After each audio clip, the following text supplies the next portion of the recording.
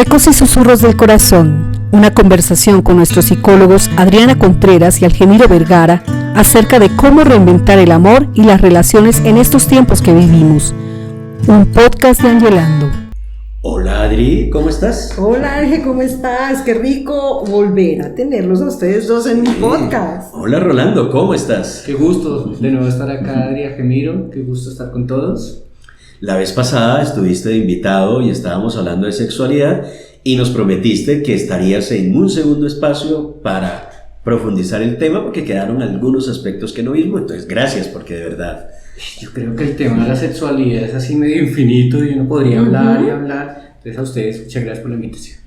Bueno, pues yo creo que en el podcast anterior pudimos decir y hablar de algunas cosas que son importantes. Les hicimos una invitación para que en pareja pudieran hablar de gustos, preferencias, cuando hay ciertas dificultades también, como esas dificultades cuáles pueden ser en términos de sintonía, ritmos, etcétera. Así que hoy la invitación es, ¿qué pasa? Es decir, hay más puntos que son difíciles de abordar, ¿cierto? Sí. ¿Qué pasa cuando tenemos algunas heridas y no somos conscientes de esas heridas? Primero, ¿a qué le llamamos herida? ¿Sí?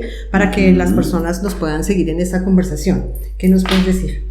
Yo creo que en relación con el ser humano y con la sexualidad, una herida puede ser ese momento en el que se dio una situación que yo no estaba preparado. Fue una situación que sobrepasó lo que yo podía soportar y que me va a acompañar, si no el resto de la vida, un buen periodo de mi vida. Eso puede ser una herida. Ahora, si lo hablamos de la sexualidad, una herida, y ya no es tan chévere, puede ser cosas como abuso, maltrato, o que me obliguen no necesariamente a hacer, sino a ver aquello que yo no quería y yo no estaba preparado. Con muchísimas implicaciones, ¿no? Que me van a acompañar si alguien no hace algo, un buen tramo de mi vida.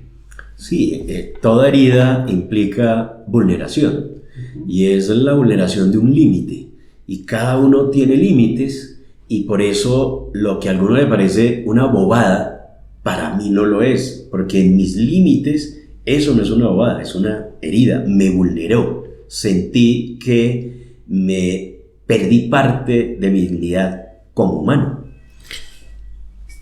Estamos acá, que nos hablamos. Cuando yo te escuchaba hablando de abuso, hablando de maltrato y hablando de haber presenciado algunas situaciones, yo he podido identificar, tú me dirás, cuando a veces trabajamos con las personas o en terapia, que no somos conscientes de cómo esas situaciones nos han llegado realmente a marcar, sino que empiezan a salir a flote tiempo después cuando estamos justamente con nuestra pareja. Y yo por lo menos he podido ver cómo hay mujeres en algunos momentos que no se atreven a disfrutar, por ejemplo, o hombres, por el contrario, que tienden muchas veces a dominar y a pasar por encima de la mujer. ¿Tú qué has observado cómo esas heridas muchas veces pueden marcar? Sí, justo estaba pensando en eso, Adri, es que hay como dos situaciones. O sea, hablar de herida, en términos psicoanalíticos, uno hablaría de trauma. Entonces uno dice, hombre, si una mujer o un hombre, el que sea, fue abusado, es traumático. Y resulta que sí y no, porque si la persona llega a consulta y te dice, cuando yo era niño pasó esto, uno dice, eso no es traumático porque lo puede verbalizar, no es inconsciente, tiene plena conciencia y ahí es que trabajar con lo que siguió. Mientras que lo que tú mencionas es, hay un algo que no entiendo. Voy a ponerles un ejemplo de un caso clínico hace muchos años que atendí. Esta mujer llega por algo que se conoce como dispareunia, que es esta situación donde en el acto sexual la mujer no lubrica. Entonces imagínese una relación dolorosa donde no lubrica. Entonces lo primero que uno piensa es el esposo le hace algo, algo la obliga, y ella lo que menciona es un hombre amoroso, un hombre respetuoso, 3 hijas, y de un momento a otro se dispara. Y si con eso se conoce como aprecú o como resignificación posterior. El asunto es que ella tenía un síntoma que a mí me llamaba la atención, y es que la ropa o lo que oliera a cuero le daba mucho asco. Yo dije, por acá hay algo 8 o 9 meses de análisis de terapia, y un día, acostada en el diván, ella se acuerda que cuando tenía unos 8 o 9 años, su papá estaba haciendo lo que no debía hacer, para no ser gráfico, y justo tenía una chaqueta de cuero. Entonces, hay una asociación. Claro, entonces fíjate cómo hay un hecho violento, completamente reprimido, no hay una claridad sobre qué pasa, solo hay una serie de síntomas, y mucho tiempo después yo le doy sentido a lo que pasó. Entonces, de nuevo, puede que una situación esté allí, haya sido traumática, pero si yo la puedo verbalizar, ya no es trauma. Si está escondida y yo no la logro aclarar en mi mente, ahí se hizo una herida o se hizo trauma. Ok. Y es un aspecto importante lo del lenguaje, además, porque dificulta mucho cuando hay una represión del deseo mismo, cuando lo que hizo fue a la persona reprimirle el deseo para que no lo pudiera expresar. Y eso es difícil porque estamos hablando de conversaciones incómodas, claro. Y cómo yo converso de lo que no sé. De lo que no sé, porque no lo tengo claro. Ahora, eso en el caso, como tú lo mencionas, donde no soy consciente, pero hay otras situaciones, y a mí me han llegado parejas donde él o ella saben la situación, recuerdan la situación, pero no se atreven a conversarla con su pareja. Al no atreverse a conversarla, porque claro, pues es algo que no es muy fácil de verbalizar, puede traer dolor, puede traer recuerdos para los cuales la persona no se siente muy segura de exponer. A veces estas situaciones son recibidas por su pareja como falta de interés, ¿sí? Falta de amor, o es que yo no soy buen amante para que ella quiera estar conmigo. ¿Cómo lo has visto tú muchas veces con tus consultantes? Es muy común porque es que admitir que yo viví una situación y la otra persona no colocándose en el lugar de la persona que lo sufrió va a tener juzgamiento. Sí. Entonces lo que termina pasando es, espere, le damos la vuelta, conozca y reconozca la historia de la otra persona, conozca su dolor y su sufrimiento, no juzgue, y lo que termina pasando es lo contrario, hay mucha empatía. Ajá. Ahora entiendo que no era conmigo, no era que no me quisiera, no era que no me deseara, sino que tiene una historia que yo puedo ayudarle a transitar para que no sea tan dolorosa. Eso que tú estás diciendo es muy importante, y es qué tanto yo quiero conocer la historia de mi pareja. ¿Sí? Y la historia tiene unas vertientes muy, muy amplias, ¿no? Porque si nos quedamos solamente en eso, en esa primera impresión, y no voy más allá, en un acto de amor, en un acto de generosidad, en un acto de estoy acá contigo y estoy para ti, pues obviamente la otra persona no va a hablar y no lo va a exponer. Entonces, por eso hablamos de que la intimidad, ese compromiso, esa relación tiene que fortalecerse para que lo podamos transitar y que tú me ayudes. Y eso se enlaza con un segundo aspecto, o sea, así como hay heridas del pasado que han marcado, hay traumas que los tenemos, hay situaciones que podemos superar o no, también es bueno, y a veces no hablamos con la pareja de los miedos y de las prohibiciones culturales que tenemos, que a esas prohibiciones ya muy fuertes las llamamos tabú. Intentemos, así les propongo mencionar algunos de los tabúes que nosotros podemos identificar. Sí, a mí se me viene uno que está muy dado a veces a las mujeres, ¿sí? Y es que la sexualidad solamente tiene un fin, y es el de procrear. Como quien dice, no disfrute, solamente comparta con su pareja con el fin único de tener hijos. ¿Qué otro identifican ustedes? La masturbación es mal. Es pecado, y eso sí que llena de culpa. Y eso sí.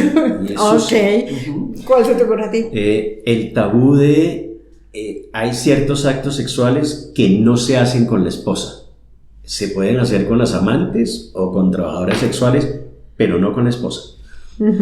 Eso me hace recordar una conversación que tú y yo tuvimos hace años, donde recuerdo mucho que tú decías que algunos hombres hacían esa distinción, ¿sí? Entre la prostituta y la mamá de sus hijos. La Madonna. Ok, ayúdame. Sí. Freud lo menciona. Freud dice que frente a la sexualidad hay como dos miradas a la mujer: la santa y pura, la que no se toca, la que es perfecta, es ideal, y como tú decías, la que se hace de todo, la que la sexualidad se va hasta el límite y se da una no integración, y por eso es que no es una excusa, Pero por eso es que muchas personas terminan teniendo una segunda pareja. ¿Cuál es lo ideal de esto? Que haya una integración, que se ame profundamente a la pareja, que se quiera, que se le valore, pero a la vez la sexualidad sea libre, guste y se puedan hacer muchas cosas. En eso quiero compartir una situación con una pareja que viví, haciendo alusión a lo que tú estás mencionando. Cuando ellos llegan a consulta, eso hace mucho rato, ellos dejaron de tener relaciones sexuales desde el momento en que ella queda embarazada. ¿Listo? Y aquí hay otro tabú. Mientras usted esté embarazada no puede disfrutar y no puede tener sexo porque cuidado con el niño. Efectivamente eso estaba, y entonces pues ella cogió ese argumento para decir, mientras yo esté en embarazo, no. El punto es que pasan los 9 meses y entonces mientras estoy en ese proceso de dieta, de cuidado, tampoco. El punto es que llegan a consulta y ya han pasado 2 años. Quiere decir que esta pareja ya llevaba casi 3 años de no tener relaciones sexuales. Y parte de lo que pasaba con él es que yo ahora no la puedo ver como la mujer que veía antes, ahora es la mamá de mi hija. Ya no se erotiza.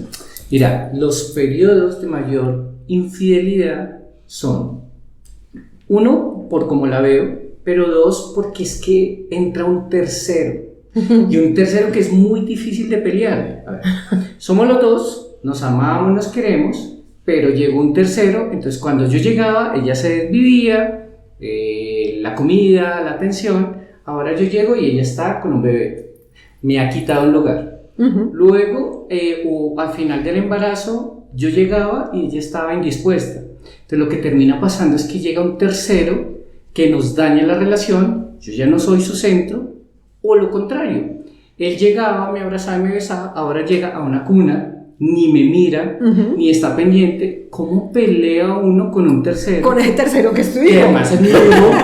Entonces, claro, la cosa se complica porque es una rivalidad que no debe ser rivalidad. Claro, pero se siente como rivalidad, se vive como rivalidad y se entra en un juego psicológico muy fuerte porque o él o ella se sienten desplazados.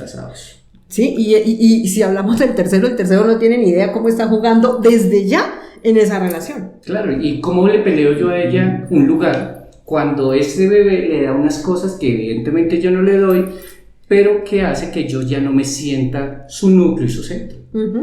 Exacto, es importantísimo porque en todo lo que se ha dicho hasta ahora, la clave ha sido la misma palabra que Rolando ha mencionado, integración. Sí. O sea, ¿cómo integramos? Y entonces el asunto del tercero es complejo porque ¿cómo lo integramos? Porque tú acabas de mencionar hijos como tercero, sí. Pero hay otros terceros también, por ejemplo, ya iba. Los juguetes sexuales como terceros. También recuerdo una situación. ¿Y por qué traemos estas situaciones? Porque pues realmente suceden, pasan y nos permiten y nos nutren para poder compartir con ustedes este tema de una manera mucho más aterrizada.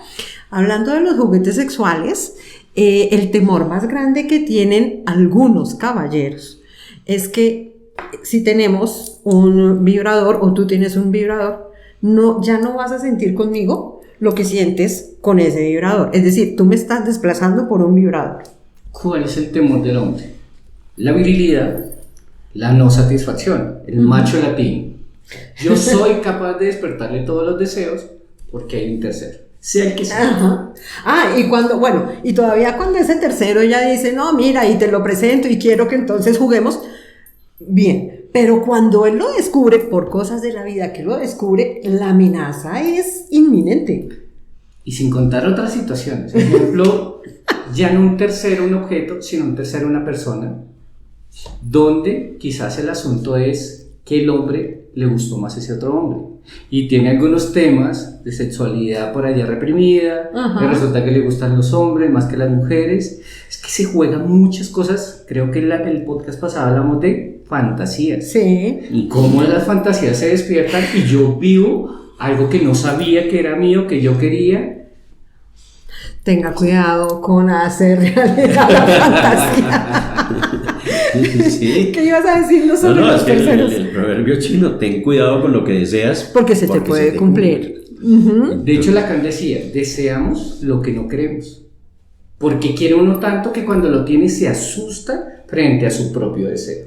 Ajá. Y eso que tú estabas mencionando, ¿no? Digamos que, y nuestra postura en ningún momento es de emitir un juicio ni una desaprobación, porque creo que aquí no se trata de eso y en ningún momento se debe tratar. Pero cuando decimos, por ejemplo, el tema de los bares swingers, donde queremos ir y hacer ese intercambio y las personas van, claro, está muy bien, tú te arriesgas. El punto es que tú no sabes qué va a pasar después y se despiertan muchos temores, pero no es que el temor lo tuve ahí, el temor yo ya lo tenía, lo que pasa es que al estar en esta situación, al vivirla, se reactivan. Sí, y yo siento que estamos en una sociedad que está permitiendo sexualidad libre, expresión de cosas. Es curioso porque es una paradoja, permitimos todo pero seguimos educando igual. Entonces yo sigo teniendo deseos, quizás son los deseos nuevos, pero me dicen cállese, lo que tú mencionas, no lo diga. Y cuando lo vivo, me asusta que eso no es lo que me dijeron que tenía que vivir, que eso no era lo que tenía que sentir, que mejor sienta otra cosa, y de nuevo vuelvo y me callo.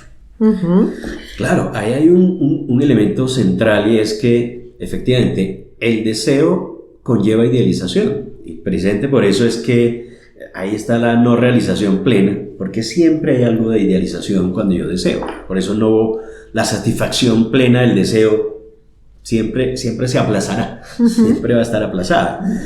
Pero el asunto es cuando yo soy consciente a un nivel que hay una idealización, pero entonces considero que si no tengo esos elementos ideales, no voy a ser objeto de deseo. Y sobre todo la mujer, y hay una carga a veces en la mujer de una inseguridad porque no, si cambio algo no voy a ser el objeto de deseo de él. Y se juega mucho en consulta, fíjate, cuando hay infidelidad, sobre todo las mujeres, siento yo, y no lo digo en términos ni machistas ni mucho menos, sino como por ejemplo en la infidelidad es que yo no fui suficiente. Es que yo no le di lo que él quería, es que, y termino no viendo de por qué te culpabilizas frente al deseo del otro que nada tenía que ver contigo. Estaba pensando en algo y es que digamos, es uno de los temas por los que las personas acuden muchas veces a consulta. La infidelidad es otro, ¿sí? Y conozco parejas que han logrado en un momento dado, que no es fácil, superar ese tema y dicen nos vamos a dar una oportunidad. Pero antes de que digan nos vamos a dar una oportunidad, no sé si ustedes han escuchado esto donde ha estado ese tercero y entonces él o ella tienen una manera impresionante de martirizarse y es ¿y qué te hacía? ¿Y cómo te hacía? ¿Y tú lo disfrutaste o no lo disfrutaste? Y digo, para, porque esto no va a ningún lado, ¿sí? Y tiene que ver con eso, ¿era suficiente o no era suficiente? ¿Qué pasaba? Y se están pegando y dándose el látigo, como yo digo, que eso no lleva a ningún lado. No, se lleva a un lado, a la separación. No, ojalá, pero no lo lleva. Justamente no lo lleva porque a veces también hay un temor a no voy a perder, o sea, esto es mío, no lo pierdo, entonces se convierte en, bueno, si ahí lo disfrutabas, entonces ahora yo te voy a satisfacer. Pues si terminara en una sana separación, bien, pero algunas sí, otras no. Sí, y creo que ahí, volviendo a la palabra clave que nos decía Rolando, integración. Si no podemos hacer la integración, es entonces cuando hay que buscar ayuda. Y desde tu experiencia, Rolando, ¿cuándo le decimos a las parejas en sexualidad que busquen ayuda, obviamente ayuda profesional? Es que como es tan variado, pero yo creo que en últimas es cuando no hay satisfacción. Cuando yo siento que algo no va bien, cuando yo siento que no me siento a gusto, cuando yo siento que podría ir más cosas y no lo logro, hay que ir. Cuando hay cualquier malestar, cualquier situación difícil, hay que consultarlo sin ningún problema. Pero por favor, recurran a un profesional. Es decir, sí, eso está muy bien que tú lo converses con tu amiga, está muy bien que tú lo converses con tu amigo, Pero yo pienso que este tipo de cosas, un profesional, un terapeuta, te va a ayudar a entender qué es lo que está pasando, qué viene de atrás, cómo eso que no has resuelto está afectando en este momento tu situación. Y lo más importante es que contemos con el apoyo de nuestra pareja, porque yo siempre he dicho, si la situación es de pareja, resuelve la pareja. Qué interesante ha sido cómo se nos va el tiempo. ¿Otra vez? Rápido se nos fue mucho por hablar, muchas cosas quedan en punta. Y más adelante el tema lo vamos a volver a traer, porque Rolando, te vamos a volver a invitar. Estás más que invitado. Muchísimas gracias, acá estaré para hablar de este maravilloso tema. Muy bien, recuerden, próximamente taller preparándonos para aprender a amar de manera presencial y virtual. Próximamente les estaremos indicando, en el próximo podcast, les estaremos dando ya la información concreta para que puedan ingresar, dónde y cómo nos vamos a encontrar. Recuerden, si el contenido de este podcast les ha gustado, por favor, compártanlo y regálennos un like. Nos vemos en el siguiente podcast. Chao. Hasta luego. Todos los martes, un episodio de nuestra segunda temporada, Retos del amor de pareja.